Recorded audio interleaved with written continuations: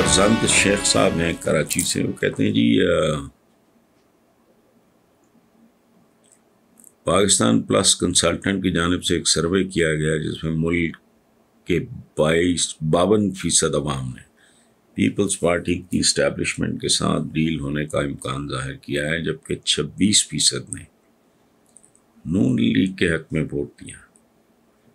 पहले सादिक संजरानी का दोबारा चेयरमैन सेनेट बनना, फिर यूसुफ रज़ा गिलानी का गैर हाजिर होना इन बातों को तक़वियत देता है कि ज़रदारी सियासत का खेल शुरू है। तो क्या हम इसे बिलावल का स्क्रिप्ट भी कह सकते हैं? फरजंद शेख साहब, आप किस चक्कर में पड़ गए? पाकिस्तान की पूरी सियासी तारीख इसी तरह के ड्रामों, किस्सों, कहानियों से भरी हुई है। पहली बार तो ये नहीं हो रहा। पाकिस्तान की सियासत पता क्या है? ये देवदास एक नॉवल है, उसमें आज तक कोई 3-4 मूवीज बनी है। नॉवल एक ही है। एक में हीरो थे KL सहगल, इंडिया के बड़े मशहूर सिंगर भी थे। दूसरी बार जो बनी उसमें दिलीप कुमार साहब हीरो थे। तीसरी जो बनी इंडिया में उसमें शाहरुख खान। दिलीप साहब वाली तो सुभान अल्लाह बहुत ही कमाल की मूवी है, लेकिन 3 वहां बनी। एक पाकिस्तान में, उसके हीरो थे हबीब और डायरेक्टर थे ख्वाजा सरफराज। पाकिस्तान का भी यही हाल है। देवदास फिल्म आई जा रही है, हर बार एक्टर्स बदल जाते हैं, डायरेक्टर्स बदल जाते हैं, स्क्रिप्ट वही का वही है। इसलिए आप रिलैक्स करें। नमाज, हत्ता के मस्जिदों पर भी मसालिक के लेबल्स लगे हुए हैं और सवाए नफरत और मुनाफकत कि ये क्या है। और ऐसे ही लोग अपनी हरकतों से दुनिया को इस्लाम से बेजार करते हैं। मुझे ये बताएं कि इस वक्त हमें एक कौम बनने की ज़रूरत है या फिर एक उम्मत? तारिक मसूद साहब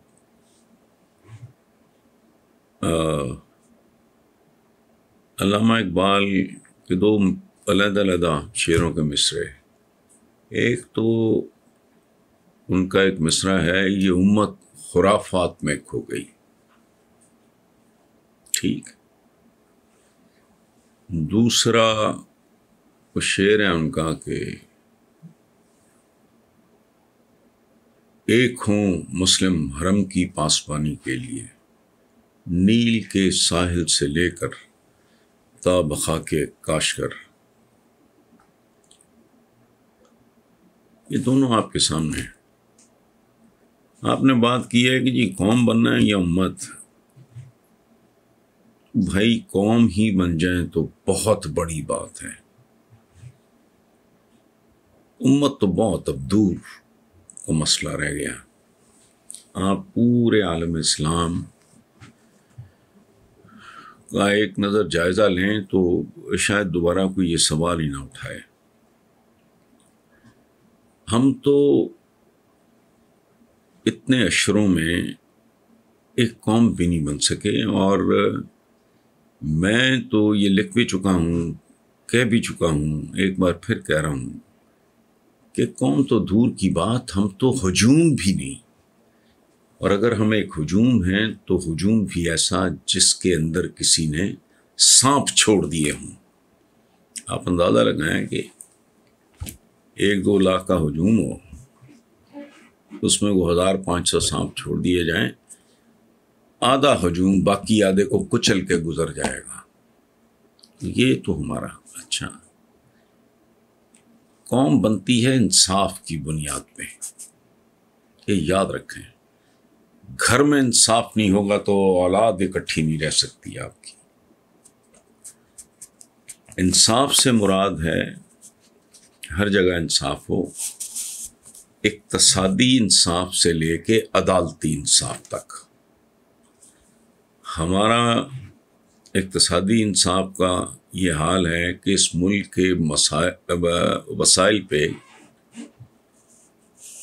एक अक़लियत का मुकम्मल कब्जा है, जिसके नतीजे में गरीब गरीब तर और अमीर अमीर तरीन होता जा रहा है। रह गया अदालती इंसाफ।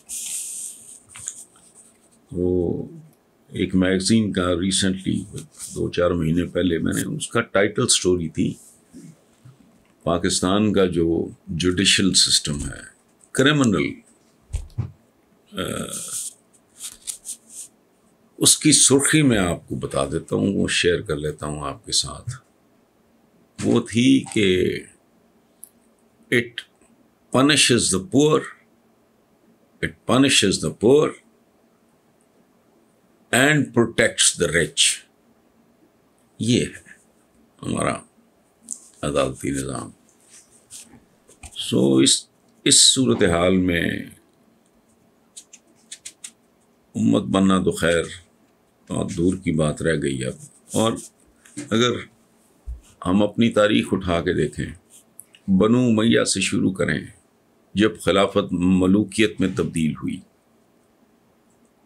और फिर बनु उमैया के बाद बनु अब्बास एबसाइड्स, उन्होंने उनकी कब्रें खोद के, बनु उमैया की, मैं नाम लूँ तो रोंगटे खड़े हो जाएं, किन किन लोगों की कब्रें खोदी गई और उनके ढांचे या उनमें कोई अगर बचा कुचा था लटका दिए उन्होंने। उसके बाद सारी तारीख उठा के आप देख लें, मार धाड़ से भरपूर शाहकार है। मैं छोटी छोटी 2 मिसालें सादा, मैं नाम लूँ तो रोंगटे खड़े हो जाएं, किन किन लोगों की कब्रें खोदी गई और उनके ढांचे या उनमें कोई अगर बचा कुचा था लटका दिए उन्होंने। उसके बाद सारी तारीख उठा के आप देख लें, मार धाड़ से भरपूर शाहकार है। मैं छोटी छोटी 2 मिसालें सादा,